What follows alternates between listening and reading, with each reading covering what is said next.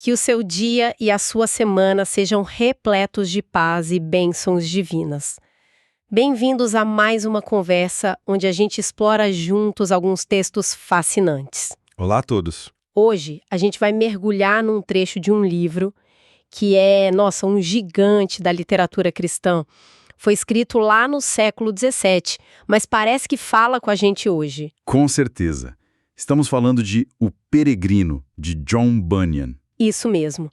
É um livro impressionante. Uma alegoria, né? Quase um mapa da jornada da alma. Exato. E a cena que a gente separou para hoje é tipo o coração de toda a primeira parte da história. É um momento que todo mundo que lê fica esperando. Totalmente. E o nosso foco é um ponto de virada na vida do protagonista. Um homem chamado Cristão. O problema dele é muito visual, sabe? Ele tá fugindo da cidade da destruição, mas ele carrega um fardo enorme nas costas. Um peso que torna cada passo uma tortura. Exato. E a nossa missão aqui é entender como ele finalmente se livra desse peso. Porque não é por falta de tentativa, né? De jeito nenhum. E esse contexto é crucial. Ele já tentou de tudo. Já foi enganado, já foi pro vilarejo da moralidade, falou com o senhor legalidade que quase o esmagou. Nossa, é verdade, ele já se afundou no pântano do desespero. Pois é. A jornada dele até aqui é uma coleção de fracassos em tentar resolver o problema com as próprias mãos. Ele tá exausto. Perfeito. Então vamos pra cena. A fonte diz que, nesse ponto, Cristão já tá correndo por um caminho bem estreito. E tem um muro de cada lado. E o nome desse muro é Salvação. Isso. E é aqui que eu sempre tive uma dúvida. Se o caminho já se chama Salvação, por que a jornada dele ainda é tão difícil? Eu imaginaria que, sei lá, ao entrar ali, as coisas ficariam mais fáceis. É uma ótima pergunta, porque ela vai no centro da genialidade do Bunyan. O muro chamado Salvação representa uma estrutura, uma segurança. Pensa, nas grades de proteção de uma ponte perigosa. Você está no caminho certo. Está protegido dos perigos de fora que poderiam te desviar. Você não está mais perdido. Entendi. Mas essa proteção externa não remove, como num passe de mágica, o peso que você já carrega por dentro.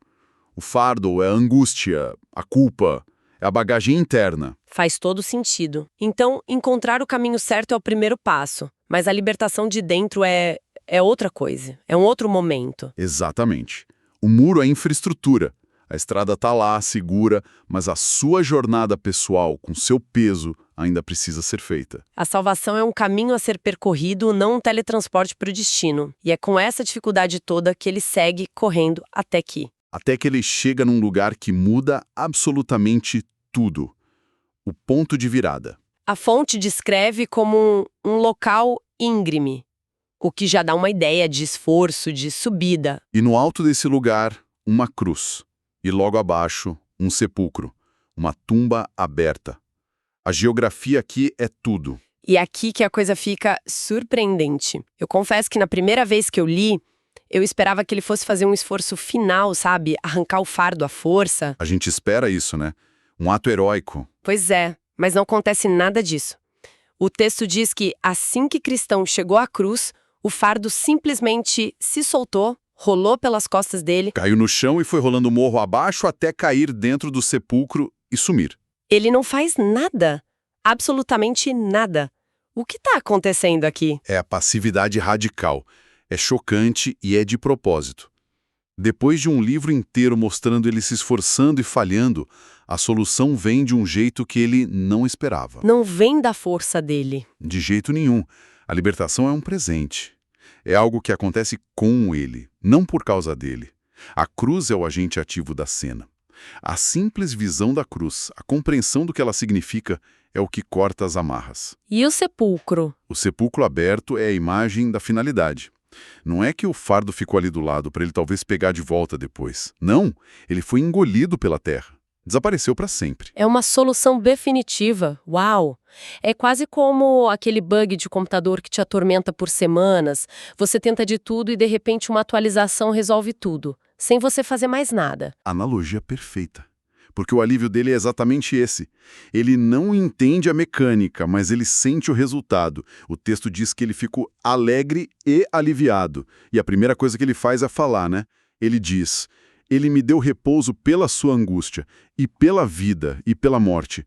Ele entende na hora que o alívio dele custou a dor de outra pessoa. Exato. E ele não sai correndo logo, ele para, fica ali, olhando para a cruz, maravilhado. O texto diz que ele chorava. Mas não de tristeza, né? É um choro de gratidão, de catarse.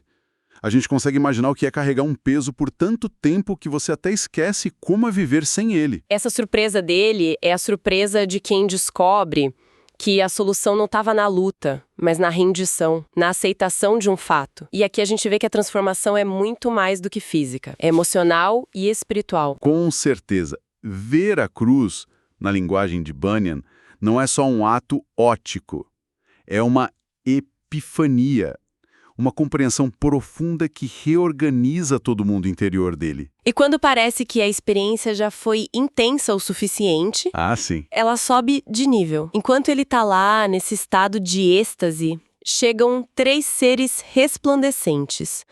Figuras luminosas que o saúdam com a paz seja contigo. É como se o céu viesse validar a experiência pessoal dele.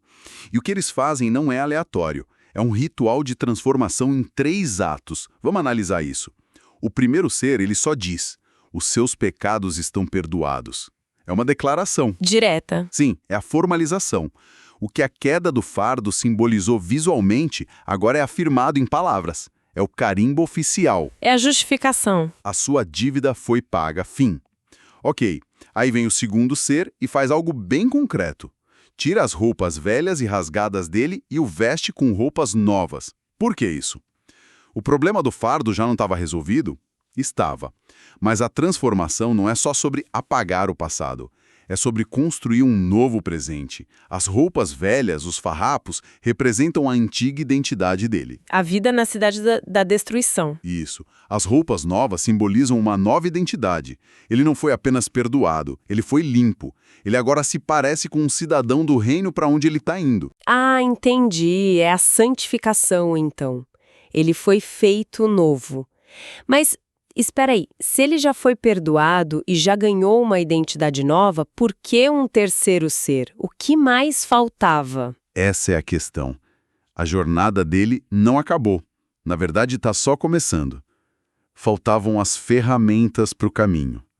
Pensa como um processo de imigração. Gostei da analogia. O primeiro ser carimba o passaporte, entrada autorizada. O segundo te dá roupas novas, o uniforme do novo país. E o terceiro? O terceiro é o oficial que te entrega os documentos e o mapa. Ele faz 2 coisas. Coloca um sinal na testa de cristão e dá a ele um rolo de pergaminho selado. Um sinal e um rolo. O sinal na testa é a marca de pertencimento? É o passaporte espiritual que diz: ele pertence a nós. E o rolo é a credencial e o guia.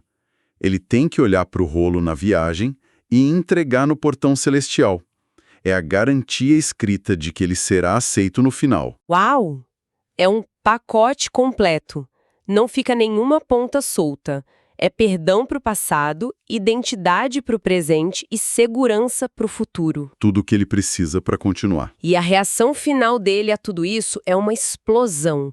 Ele não anda, ele dá 3 saltos de alegria e sai cantando. E a canção dele é a teologia pessoal que nasce da experiência. Ele canta sobre o fardo, o alívio, e aí ele celebra o lugar onde tudo mudou. Bendita cruz, bendito sepulcro, seja exaltado o homem que por mim foi humilhado.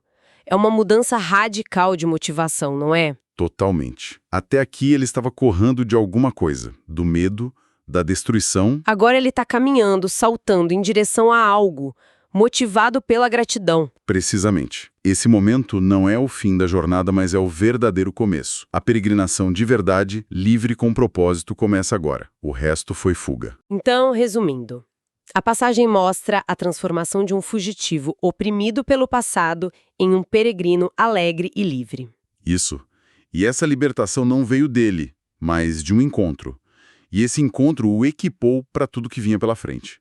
É uma mensagem poderosa. Muito. E a beleza dessa alegoria, O motivo pelo qual ela ainda nos toca é que ela nos convida a pensar nos nossos próprios fardos.